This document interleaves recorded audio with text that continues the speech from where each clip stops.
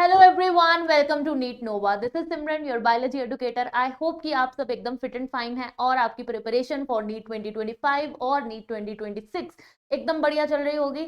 आज इस सेशन में हम ट्रांसक्रिप्शन, जो एक इम्पॉर्टेंट टॉपिक है पर थोड़ा सा डिफिकल्ट है, उसको सिंप्लीफाइड वे में पढ़ेंगे, अच्छे से समझेंगे। तो शुरू करते हैं विदाउट एनी डिले।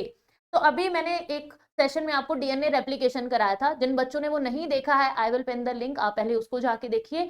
उस डीएनए रेप्लिकेशन वाले सेशन में हमने एक टॉपिक डिस्कस किया था, सेंट्रल डोग्मा। ठीक है, चलो अभी फिर से पढ़ ले सेंट्रल डोग्मा क्या था। तो इस टॉपिक में हमने पढ़ा था कि डीएनए जो है वो डीएनए से डीएनए भी बना सकता है, यानी कि खुद की एक कॉपी बनाएगा, जिसको हम रेप्लिकेशन बोलते हैं। डीएनए से आरएनए बन सकता है, जिसको ट्रांसक्रिप्शन बोलते हैं, और उस आरएनए से आगे प्रोटीन्स बनेंगे, जिसको ट्रांसलेशन बोलेंगे। और वो प्रोटीन्स रिस्पॉन्सिबल होंगे कि हमारी बॉडी के करेक्टर्स जो हैं, ट्रांसफर ऑफ हेरिडिटी इन्फॉर्मेशन, जो हमें पेरेंट्स से करेक्टर्स आए हैं, वो प्रोटीन्स की वजह से ही हमारी बॉडी में वो करेक्टर्स अपीयर होंगे। तो बेसिकली क्या बन रहा है, डीएनए से प्रोटीन्स बनने हैं, बट पहले क्या बनेगा, आरएनए, और देन क्या बनेगा, प्रोटीन्स। तो सेंट्रल डोग्मा में हमने पढ़ा था कि डीएनए खुद की एक कॉपी बना सकता है, आगे आरएनए बनाएगा, और फिर उस आरएनए से क्या बनेंगे हमारे पास, प्रोटीन्स। ठीक है, तो इसमें तीन प्रोसेसेस इन्वॉल्व हैं। वो तीन प्रोसेसेस क्या है, डीएनए से डीएनए का बनना इज रेप्लिकेशन, और डीएनए से आरएनए के बनना, इसको हम बोलते हैं ट्रांसक्रिप्शन। राइट, आरएनए से जब प्रोटीन्स बनते हैं उसको हम बोलते हैं ट्रांसलेशन। ओके, अब हमने पिछले सेशन में डीएनए से डीएनए की कॉपी बनाई थी, यानी कि रेप्लिकेशन का प्रोसेस पढ़ा था। आज हम इस सेशन में डीएनए से आरएनए को बनाएंगे, यानी कि ट्रांसक्रिप्शन का प्रोसेस पढ़ेंगे। क्लियर है इतना? अब कुछ की पॉइंट्स हैं आपको ध्यान में रखना है कि ये जो डीएनए से आरएनए है वो बनता कहाँ है, यानी कि इसकी लोकेशन क्या है सेल के अंदर। तो अगर मैं प्रोकैरियोट्स की बात करूं, प्रोकैरियोट्स में क्या कोई न्यूक्लियस होता है प्रॉपर? ठीक है, कोई ऑर्गेनेलिज नहीं होती। तो प्रोकैरियोट्स के अंदर साइटोप्लाज्म में ही आपका ट्रांसक्रिप्शन का प्रोसेस चलेगा। और यूकैरियोट्स की बात करूं तो हमारे अंदर ट्रांसक्रिप्शन का प्रोसेस जो है वो कहाँ चलना है, न्यूक्लियस के अंदर। क्लियर है इतना? ठीक है, अब हमने आरएनए की फॉर्मेशन करानी है डीएनए से। ओके, अब इसके अलावा एक और पॉइंट जो है, अगर आपसे पेपर में पूछा जाए कि सेल साइकिल का कौन सा फेज है जिसमें ट्रांसक्रिप्शन का प्रोसेस होता है, तो हमारे पास जो ग्रोथ फेज है, यानी कि G1 एंड G2 फेज, इन दोनों फेजेस में हमारा डीएनए से आरएनए की फॉर्मेशन यानी कि ट्रांसक्रिप्शन का प्रोसेस होता है। चलिए, अब हम बात करेंगे कि जैसे हमने डीएनए रेप्लिकेशन में पढ़ा था कि कोई प्रोसेस होना है तो उसके लिए कोई रिक्वायरमेंट्स होंगी, है ना। कुछ चीजें चाहिए हमें कि डीएनए से आरएनए बनवाया जा सके। तो सबसे पहले तो हमें डीएनए से आरएनए बनाना है, तो मतलब हमें डीएनए भी तो चाहिए ना, तभी उससे आरएनए बनेगा। कुछ एंजाइम्स चाहिए होंगी, कुछ फैक्टर्स चाहिए होंगे, तो ये सारी चीजें जो हैं वो हमें चाहिए इस प्रोसेस में। तो सबसे पहली चीज हमें चाहिए ट्रांसक्रिप्शन यूनिट, जिसमें हमारा टेम्पलेट होगा। ठीक है, तो पहली चीज मैं लिख दूं, मुझे क्या चाहिए, ट्रांसक्रिप्शन यूनिट। देन मुझे चाहिए सर्टेन फैक्टर्स, ये अभी हम समझेंगे क्या है। और मुझे चाहिए कुछ एंजाइम्स। अब सबसे पहले बात करेंगे कि ये ट्रांसक्रिप्शन यूनिट क्या होता है। तो बेसिकली एक डीएनए सीक्वेंस है जिसके अंदर तीन पार्ट्स हैं। ठीक है, अगर मैं यहाँ पे ट्रांसक्रिप्शन यूनिट की बात करूं तो मेरे पास एक ऐसा डीएनए है जिसके अंदर तीन रीजन्स हैं। वो तीन रीजन्स कौन से हैं? सबसे पहले है मेरे पास एक प्रोमोटर रीजन। प्रोमोटर रीजन ऐसा रीजन है जहां से ट्रांसक्रिप्शन शुरू होगी, इनिशिएट होगी, और रुकेगी कहां जाके, टर्मिनेट होगी एक टर्मिनेशन रीजन पे, टर्मिनेटर रीजन। तो मेरे पास एक प्रोमोटर है, एक टर्मिनेट है, एक जगह से ट्रांसक्रिप्शन शुरू होगी और खत्म कहां होगी, टर्मिनेटर पे। और ये बीच का जो एरिया है सारा, इसमें क्या प्रेजेंट है, इसमें होते हैं स्ट्रक्चरल जीन्स। ठीक है, ये जो पोर्शन है ना, इसके कॉम्प्लीमेंट्री डीएनए का ये हिस्सा यहां से लेके यहां तक जो है, जो स्ट्रक्चरल जीन वाला हिस्सा है, उसी में ही मेरे पास क्या बनेगा, आरएनए। ठीक है, तो डीएनए का ये जो इतना हिस्सा है, इसके कॉम्प्लीमेंट्री आरएनए बनता जाएगा। शुरू कहां से होगा, यहां से, खत्म कहां होगा, वहां पे। तो यानी बीच का जो हिस्सा है, उतने हिस्सा उतना मेरे पास आरएनए बनेगा, राइट। दूसरी चीज मैंने बोली क्या है कि कुछ फैक्टर्स चाहिए। दो फैक्टर्स होते हैं, दो फैक्टर्स हैं बच्चे। एक है मेरे पास सिग्मा फैक्टर और दूसरा होता है रो फैक्टर। ठीक है, अब इनका फंक्शन क्या है, जो सिग्मा फैक्टर है वो करवाएगा इनिशिएशन। ठीक है, जो भी ट्रांसक्रिप्शन की प्रोसेस है उसको शुरू कौन करवाएगा, सिग्मा फैक्टर। और रो फैक्टर क्या करवाएगा, टर्मिनेशन। प्रोसेस की जब टर्मिनेशन होनी है, हमारे पास ट्रांसक्रिप्शन का एंड है, तो ये रो फैक्टर क्या कराएगा, एंड करवाएगा। क्लियर है, तो मतलब जब ट्रांसक्रिप्शन शुरू होनी है तो उसके लिए हमें चाहिए सिग्मा फैक्टर, जब हमें खत्म कराना है, बंद कराना है, तो क्या चाहिए, रो फैक्टर। क्लियर है, और ये चीजें हमें यूकैरियोट्स में चाहिए। क्लियर, ठीक है। तीसरी चीज हमने पढ़ी कि हमें चाहिए एंजाइम्स। लास्ट हमने पढ़ा कि एंजाइम्स चाहिए हमें। एंजाइम कौन सी, अब हमें आरएनए बनवाना है डीएनए के ऑपोजिट। जब हमें डीएनए से डीएनए बनवाना था, यानी रेप्लिकेशन में, तब हमने यूज की थी डीएनए पॉलीमरेज, यानी कि डीएनए के ऑपोजिट डीएनए को बनाने वाली एंजाइम। अब हमें डीएनए के ऑपोजिट बनाना है आरएनए, तो एंजाइम कौन सी चाहिए हमें, आरएनए पॉलीमरेज, यानी डीएनए के सीक्वेंस के ऑपोजिट आरएनए को बनाएगी ये एंजाइम। प्रोकैरियोट्स में एक ही टाइप की आरएनए पॉलीमरेज है, और यूकैरियोट्स में होती है 3 तरह की आरएनए पॉलीमरेज।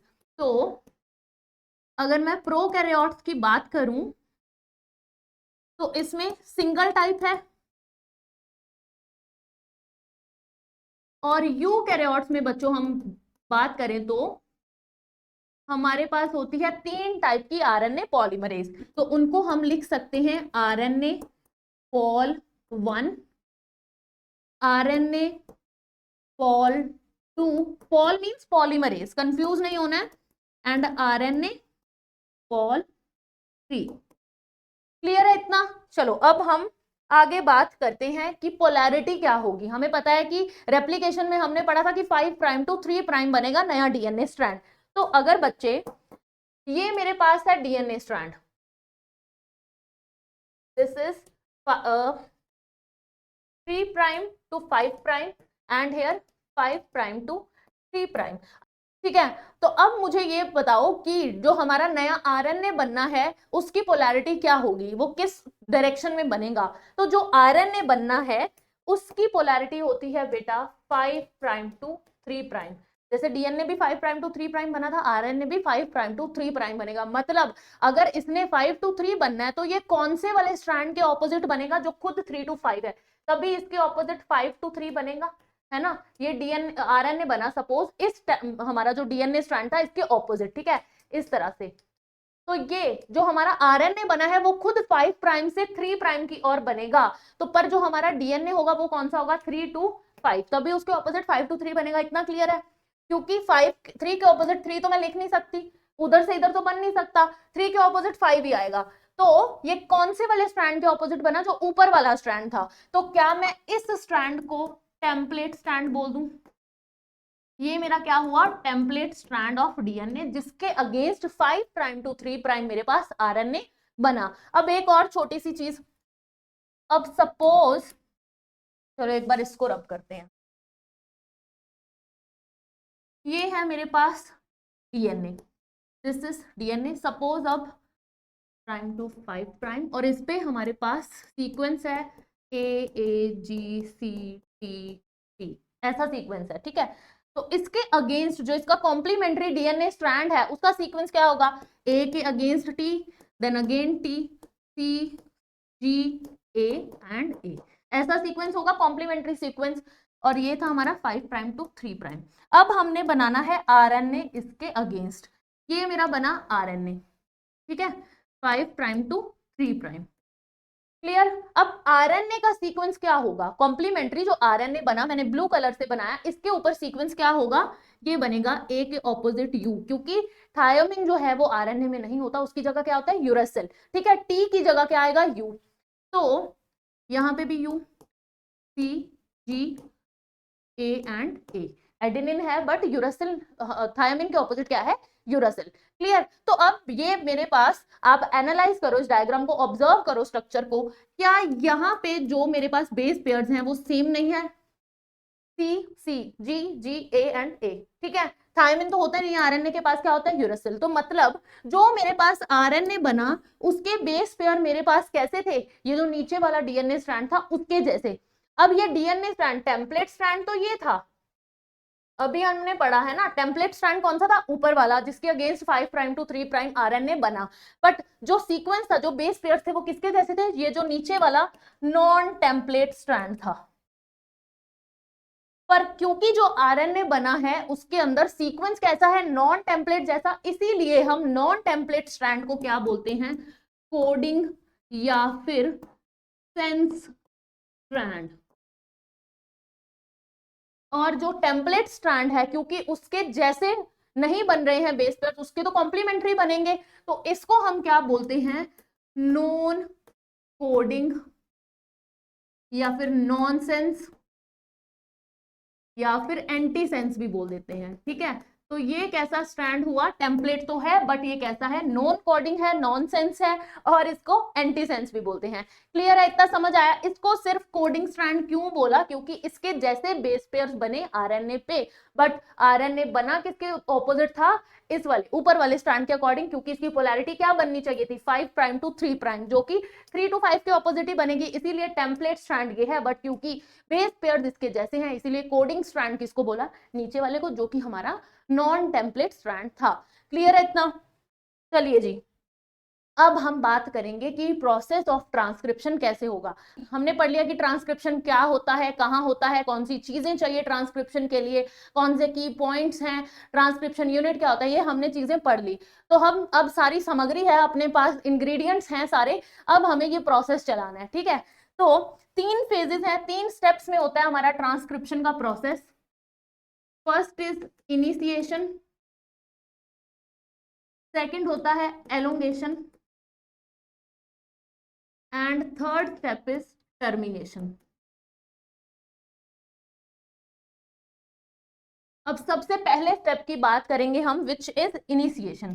तो यहाँ पे क्या होगा, ये मैं अपना ट्रांसक्रिप्शन यूनिट बना लेती हूँ, जिसपे मेरे पास क्या क्या चीजें थी, एक प्रोमोटर था जिसको मैं पी से डिनोट कर रही हूँ, और एक मेरे पास क्या है, टर्मिनेटर, जो कि टी से डिनोट किया। बीच में मेरे पास क्या था, स्ट्रक्चरल जीन्स। अब इनिशिएशन के लिए मुझे चाहिए आरएनए पॉलीमरेज। ठीक है, पर आरएनए पॉलीमरेज खुद से पहले काम नहीं करती, जैसे डीएनए पॉलीमरेज भी खुद शुरू नहीं कर रही थी काम, वैसे ही आरएनए पॉलीमरेज, उसको चाहिए कि कोई इनिशिएट करवाए प्रोसेस को। तो वो इनिशिएशन का प्रोसेस जो है वो कौन करवाएगा आपका, वो करवाता है सिग्मा फैक्टर। तो यहाँ पे मेरे पास प्रोमोटर रीजन पे लगेगा सिग्मा फैक्टर। ये क्या लगा, सिग्मा फैक्टर। सिग्मा फैक्टर जब प्रोमोटर पे लगा, अब आरएनए पॉलीमरेज लग सकती है और आगे प्रोसेस कंटिन्यू कराएगी। तो इनिशिएशन के लिए क्या यूज हुआ, सिग्मा फैक्टर यूज हुआ। जब तक सिग्मा फैक्टर नहीं लगेगा प्रोमोटर पे, तब तक आरएनए पॉलीमरेज भी प्रोमोटर पे आके नहीं लगेगी। अब क्या होगा, देन उसके बाद हमारी जो आरएनए पॉलीमरेज है, suppose this is RNA polymerase, क्या है ये, आरएनए पॉलीमरेज, ये आरएनए पॉलीमरेज आएगी। अब जब आरएनए पॉलीमरेज लगेगी तो डीएनए स्ट्रैंड्स जो है वो अनवाइंड होंगे, उनके अंदर जो हाइड्रोजन हाइड्रोजन बॉन्ड्स हैं वो टूटेंगे, और जो हमारा डीएनए है वो थोड़ा अनवाइंड होगा। तो नेक्स्ट स्टेप में क्या होगा बच्चे, ये अगर हमारा डीएनए था, अब एंजाइम के लगने के बाद, आरएनए पॉलीमरेज के लगने के बाद ये थोड़ा इस तरह से ओपन हो गया, अनवाइंड हो गया, हाइड्रोजन बॉन्ड्स ब्रेक हुए। ठीक है, अब एंजाइम बना ले, हमारी एंजाइम कहाँ लगी हुई थी, ये हमारी एंजाइम अगर अब लगी हुई है हमारे स्ट्रक्चरल एरिया पे, जो स्ट्रक्चरल जीन वाला एरिया था वहां क्या लगी हुई है, आरएनए पॉलीमरेज एंजाइम। अब हमने बात की थी कि जहां पे, जस्ट अ मिनट, अगर ये हमारा प्रोमोटर है और ये हमारा यहाँ पे टर्मिनेटर रीजन है। अब जहां पे हमारे पास स्ट्रक्चरल जीन वाला एरिया है, आरएनए कहाँ बनेगा, वहीं पे बनेगा। तो मतलब यहाँ पे इसके ऑपोजिट आरएनए बनना शुरू हो गया। क्लियर है? आई होप आपको विजिबल है। ठीक है, तो यहाँ पे इस डीएनए के कॉम्प्लीमेंट्री मेरे पास क्या बनना शुरू हो गया, आरएनए बनना शुरू हो गया। ठीक है, इनमें क्या हुई, बेस पेयरिंग होने लग गई। ये मेरी क्या है, एंजाइम आरएनए पॉलीमरेज। कहाँ लगी हुई है ये, स्ट्रक्चरल जीन पे। ठीक है, अब क्या होगा, यहां तक हुई इनिशिएशन, मतलब शुरू हो गया प्रोसेस, आरएनए बनने लग गया है। अब जब धीरे धीरे एलोंगेशन, मतलब क्या है कि ये जो आरएनए पॉलीमरेज है वो इस स्ट्रक्चरल जीन के अलोंग आगे मूव करती जाएगी और नया एमआरएनए जो है वो बनाती जाएगी। होगा क्या अब आगे, नेक्स्ट डायग्राम में देखते हैं हम। सपोज अब ये एन वाइंडिंग जो है वो यहां पहुंच गई। ठीक है, this is promoter, this is terminator, और जो आरएनए हमारा बना था, अब यहाँ आरएनए नया बना, और जो पहले, अब इस स्लाइड में देखो, जो आरएनए पॉलीमरेज है वो आगे मूव हो गई, तो मतलब नई जगह और डीएनए आगे से और अनवाइंड होता गया। जितना पीछे एरिया था वो दोबारा से उसमें बेस पेयरिंग होती जाएगी, नया एरिया अनवाइंड होता जाएगा, और पिछले एरिया में हमारे पास आरएनए बना था वो इस तरह से निकल जाएगा। ये हमारे पास क्या है, आरएनए बन रहा है। ठीक है, अभी ये जो आरएनए है वो फुली मैच्योर नहीं है, फुली फंक्शनल नहीं है, इसकी आगे और प्रोसेसिंग भी होती है। यहाँ पे क्या बन रहा है, हमारे पास आरएनए बन रहा है। अब ये था हमारे पास एलोंगेशन चल रही है। एलोंगेशन का मतलब जब जो आरएनए हमारे पास बन रहा है स्ट्रैंड, वो लंबा होता जा रहा है, मतलब आगे आगे मूव कर रही है आरएनए पॉलीमरेज, और हमारा आरएनए जो है वो नया बनता जा रहा है। क्लियर है इतना? अब आरएनए पॉलीमरेज एंजाइम बना लेते हैं, यहाँ पे हमारी आरएनए पॉलीमरेज आगे को मूव हुई। क्लियर है इतना? अब हमें करवानी है टर्मिनेशन। जितना आरएनए बनना था उतना बन गया। नेक्स्ट अब क्या होना है, टर्मिनेशन। टर्मिनेशन के लिए हमें क्या चाहिए था, रो फैक्टर। अब जब टर्मिनेशन होनी है तो सपोज ये अगर इस तरह से, यहां पे क्या प्रेजेंट है हमारे पास, टर्मिनेटर, ये था मेरा प्रोमोटर। जितना आरएनए बनना था वो बन के मेरे पास बाहर आ जाएगा, और जो सिग्मा फैक्टर है वो कहाँ लगेगा, सॉरी रो फैक्टर जो है वो जाके लगेगा मेरे टर्मिनेटर रीजन पे। क्या लग गया, रो फैक्टर। जब रो फैक्टर लगेगा तब टर्मिनेशन हो जाएगी, आरएनए बनना बंद हो जाएगा, जितना आरएनए बना है वो बाहर आ जाएगा। ठीक है, तो ये मेरे पास क्या बन गया, आरएनए। जैसा मैंने बताया कि अभी ये आरएनए फंक्शनल नहीं है, इसके अंदर कुछ और मॉडिफिकेशन करवानी पड़ेगी तब जाके ये फंक्शनल होगा। तो इस आरएनए को हम प्राइमरी ट्रांसक्रिप्ट या फिर हेट्रोजीनस आरएनए भी बोल सकते हैं, हेट्रोजीनस आरएनए। क्लियर? ठीक है, अब हमें इससे क्या बनाना है, एमआरएनए बनाना है, जिसके लिए हमें करवाने पड़ेंगे कुछ चेंजेस। अब ट्रांसक्रिप्शन का प्रोसेस तो हो गया, पर जो आरएनए बना है वो उसको फंक्शनल बनाने के लिए उसके अंदर कुछ मॉडिफिकेशंस करवानी पड़ेंगी, और उन मॉडिफिकेशंस को कहते हैं पोस्ट ट्रांसक्रिप्शनल मॉडिफिकेशन या फिर पोस्ट ट्रांसक्रिप्शनल चेंजेस। क्लियर है? चलिए, अब तीन तरह की हमारे पास मॉडिफिकेशन है, तीन स्टेप्स होते हैं। अब जो आरएनए बना है ना, उसके अंदर हमने बोला कि वो फंक्शनल नहीं है। क्यों फंक्शनल नहीं है? क्योंकि अगर ये आरएनए बना है, let's draw with the same colour, suppose if this is the RNA, तो इसमें मेरे पास कुछ हिस्सा है जो काम का है और कुछ हिस्सा बेकार है। ठीक है, कुछ कोडिंग रीजन है और कुछ नॉन कोडिंग रीजन है।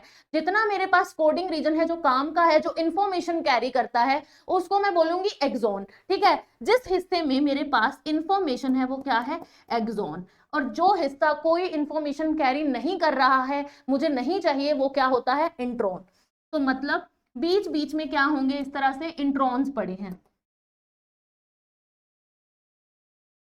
तो अब अगर मुझे इस आरएनए को फंक्शनल बनाना है तो पहले तो ये जो हिस्से बेकार हैं इनको निकालना पड़ेगा। ठीक है, यहाँ बीच में जो पिंक एरियाज हैं वो एक्सॉन है, जो बीच में येलो एरियाज हैं वो क्या है, इंट्रॉन। तो मुझे ये येलो एरियाज को निकालना पड़ेगा। क्लियर है? तभी तो वो बेकार की चीजें जिनमें कोई इंफॉर्मेशन भी नहीं है उनको निकालेंगे। ठीक है, तो सबसे पहली मॉडिफिकेशन क्या होगी हमारे पास, स्प्लाइसिंग। स्प्लाइसिंग का मतलब क्या है कि हमें इंट्रॉन्स को रिमूव कराना है, जो नॉन कोडिंग रीजन्स हैं, जो कोई इंफॉर्मेशन कैरी नहीं कर रहे, उनको निकाल फेंकना है, उनका कोई काम नहीं है तो उसको आरएनए से निकालना है, यानी कि रिमूवल ऑफ इंट्रॉन्स। ठीक है, अब रिमूव कराना इंट्रॉन्स को, तो इसके लिए भी कोई चीज लेके आनी पड़ेगी जो हेल्प करेगी इस काम में। तो ये काम जो है वो कौन करता है? It is done with the help of snRNA plus some proteins. यानी कि स्मॉल न्यूक्लियर आरएनए और कुछ प्रोटीन्स। तो क्या मैं इसको कंबाइनिंगली SNRNP लिख दूं? ठीक है, यानी small nucleo ribo nucleo proteins लिख दें। यहां क्या बोलेंगे इसको? Small nuclear ribo nucleo protein. और इस कॉम्प्लेक्स को, ये जो SNRNA और प्रोटीन से मिलके ये जो कॉम्प्लेक्स बना है, इसको बोलते हैं स्प्लाइसोसोम कॉम्प्लेक्स। तो स्प्लाइसोसोम कॉम्प्लेक्स में आपकी दो चीजें आई, small nuclear ribonucleic acid और प्रोटीन्स, जिनसे मिलके क्या बना? Small nuclear ribonucleoproteins, जिसको अब ये SNRNP है, इनको हम क्या बोल देते हैं? स्नर्प। ठीक है, इनको स्नर्प्स भी बोल देते हैं। और ये काम कैसे करते हैं बेटा? अब सपोज ये जो मेरा mRNA बना था, इसमें मैंने क्या बताया कि कुछ पार्ट जो है वो नॉन कोडिंग है, यानी बीच बीच में क्या प्रेजेंट है? इंट्रोन्स प्रेजेंट है। ठीक है, तो क्या मैं इनको मार्क कर लूं? इंट्रोन को I लिख दिया, और जो मेरे एक्सॉन्स थे, उनको, जो काम का हिस्सा था, उनको मैंने लिख दिया E। अब मुझे ये ई में से आई को निकालना है, यानी कि जो काम की चीज, जो नॉन कोडिंग पार्ट है इंट्रोन, उसको क्या करना है? रिमूव करना है। तो ये जो मेरे पास स्नर्प्स हैं, SNRNP है, वो क्या करेंगे? यहाँ आएंगे और इस हिस्से में जहां जहां पे इंट्रोन्स हैं वहां पे बना लेंगे एक बबल लाइक स्ट्रक्चर। वहां पे ये क्या बनाएंगे? अरे, वहां पे ये एक बबल लाइक स्ट्रक्चर इस तरह से। ठीक है, ये आई वाला हिस्सा जो है वो इस बबल में आ गया, मतलब अब ये इसको उखाड़ के साइड फेंक देंगे। क्लियर? ये क्या बन गया? इसको हम बोलते हैं बच्चे लैरिएट। ठीक है, अब ये इतना हिस्सा पिंच ऑफ हो जाएगा, और ये जो एक्सॉन्स हैं, ये काम का जो हमारे पास हिस्सा है, वो क्या हो गया? अब वो एक सीक्वेंस में आ गया। जो नहीं हिस्सा चाहिए था वो क्या किया? अलग से रिमूव कर दिया। किसकी फॉर्म में? In form of lariat. Clear है इतना? हमारे पास रिक्वायर्ड पार्ट था, कोडिंग पार्ट था एक्सॉन्स, अब वो एक सीक्वेंस में हमारे पास आ गए हैं, और वो इस तरह से अरेंज है। अब देखिए, जो आरएनए अब बना है, उसके अंदर कोई भी नॉन कोडिंग पार्ट नहीं है, सिर्फ क्या है? हमारे पास कोडिंग रीजन है, यानी कि एक्सॉन्स प्रेजेंट हैं। क्लियर है इतना? अब सेकंड चीज जो हमारे पोस्ट ट्रांसक्रिप्शनल चेंजेस में आती है, वो है बच्चे कैपिंग। पहले हमने पढ़ी स्प्लाइसिंग, अब हम पढ़ेंगे कैपिंग। कैपिंग नाम से ही पता चल रहा है कि कोई कैप चढ़ा दो आरएनए के ऊपर। ठीक है, तो आरएनए का, अगर मेरे पास ये आरएनए बना है, अब इसमें क्या थे? एक्सॉन ही है, पिंक से बनाया था, अब येलो से बना दिया, क्योंकि आई होप पिंक दिखना मुश्किल लग रहा था। तो ये है मेरे पास मेरा आरएनए, जिसमें अब सिर्फ क्या प्रेजेंट है? एक्सॉन्स प्रेजेंट है। इसकी पोलैरिटी क्या है? 5 से 3 प्राइम। अब इसके 5 प्राइम जो एंड है, उस पे मेरे पास एक कैप चढ़ जाएगा। वो कैप कौन सा होगा? वो कैप होता है 7 मिथाइल गुआनोसिन ट्राइफॉस्फेट। तो ये 7 मिथाइल गुआनोसिन ट्राइफॉस्फेट नाम का कैप इस हिस्से पे आके लगेगा। इसमें दो एंजाइम्स रिक्वायर्ड हैं। सबसे पहले, अब गुआनोसिन ट्राइफॉस्फेट मतलब G और ट्रिपल P, गुआनिन के साथ 3 फॉस्फेट लगे हुए हैं। क्लियर है इतना? तो यहाँ पे मेरे पास सबसे पहले मुझे लगवाना है ये GPPP। क्लियर? तो यहाँ पे एंजाइम कौन सी लगेगी बच्चे? एंजाइम मेरे पास लगेगी गुआनिनाइल ट्रांसफरेज। ठीक है, ये एंजाइम लगी, और मेरे पास 5 प्राइम एंड पे क्या लग गया? अब 5 प्राइम एंड पे क्या लग जाएगा? G, और इसके साथ 3 फॉस्फेट। जस्ट अ मिनट, क्या लग जाएंगे? 3 फॉस्फेट अटैच्ड है।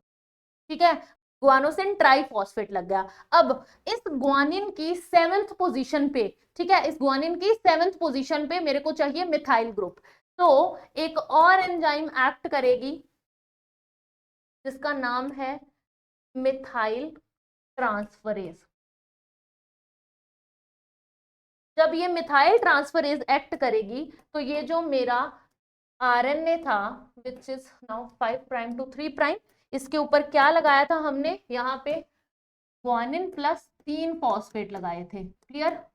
अब इस ग्वानिन की 7th पोजीशन पे क्या लग जाएगा, एक मिथाइल ग्रुप।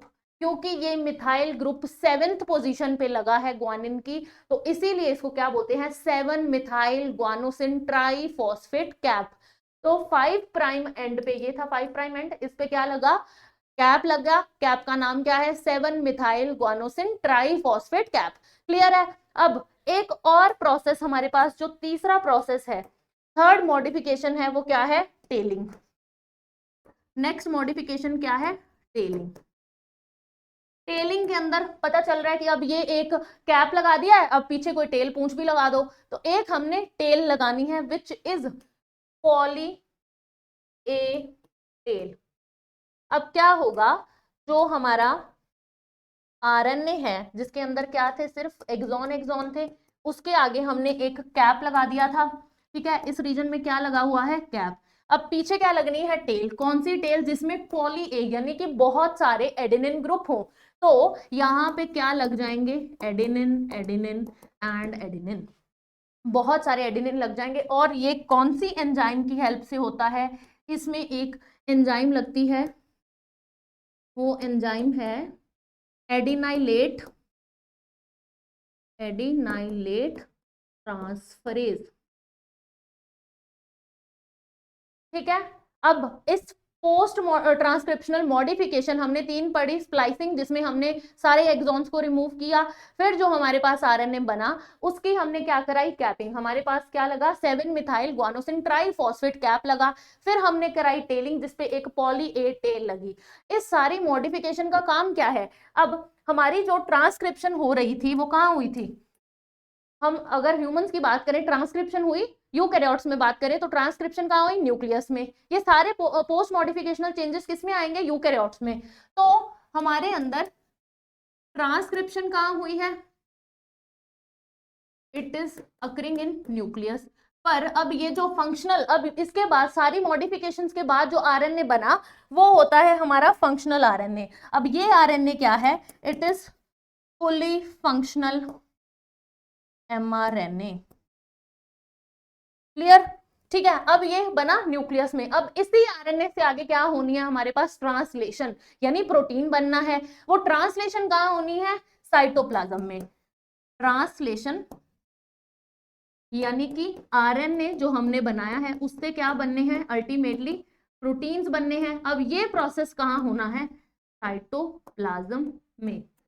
अब जब ये आरएनए, अब निकल के आना पड़ेगा आरएनए को न्यूक्लियस से साइटोप्लाज्म में, तभी वहां पे प्रोसेस चलेगा।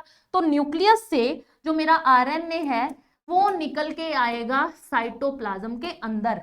ठीक है। अब ये न्यूक्लियस से जब आरएनए निकल के आ रहा है तो इसकी प्रॉपर प्रोटेक्शन करनी पड़ेगी, क्योंकि साइटोप्लाज्म में बहुत सारी एंजाइम्स हैं जो इस आरएनए को तोड़ सकती हैं। तो अगर मैंने नॉन फंक्शनल आरएनए जो बनाया, प्राइमरी ट्रांसक्रिप्ट, उस स्टेज पे साइटोप्लाज्म में भेज दिया आरएनए, तो उसको एंजाइम्स जो है वो डिग्रेड कर सकती हैं, डिस्ट्रक्ट कर सकती हैं। इसीलिए पहले मुझे उसकी प्रॉपर प्रोटेक्शन करनी पड़ेगी। उस पर कैप चढ़ा दिया, टेल चढ़ा दिया, उसके नॉन कोडिंग पार्ट्स को रिमूव कर दिया, तो ये सारे काम करने पड़े ताकि जो आरएनए है वो प्रोटेक्टेड रहे जब वो साइटोप्लाज्म में आए और उससे ट्रांसलेशन करवाई जा सके और प्रोटीन्स बन सके। क्लियर है प्रोसेस।